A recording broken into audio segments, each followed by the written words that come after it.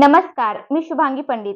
Swatej news मराठीच्या बातमीपत्रात आपलं स्वागत आहे. तर पाहूया आजच्या काही ठळक घडामोडी. सापळी येथील कयाधू नदीपात्रातून बेफाम वाळू उपसा, मंडळ अधिकाऱ्याची चौकशी करण्याची मागणी.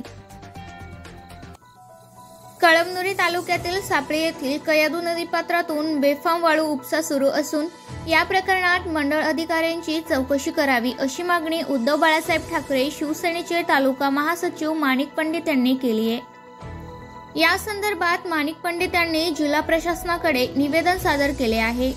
यामध्ये त्यांनी मंडळ अधिकारी शिल्पा सरकटे तसेच ग्राम महसूल विनोद ठाकरे अधिकाऱ्यांवर आरोप केला आहे.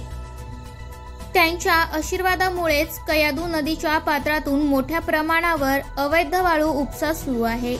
दिवस रात्र सुरू असलेल्या वाळू उपसा यामुळे नदीपात्रात मोठे खड्डे पडले असून त्याचा परिणाम पाणी पातळीवर होणार आहे. त्यामुळे मंडळ अधिकारी व ग्राम महसूल अधिकारी यांची चौकशी करावी अशी मागणी त्यांनी केली आहे. त्यांनी मागील 1 वर्षामध्ये वाळू उपसा करून वाहतूक करणाऱ्या किती वाहनांवर कारवाई केली याची चौकशी देखील करण्याची मागणी केली आहे.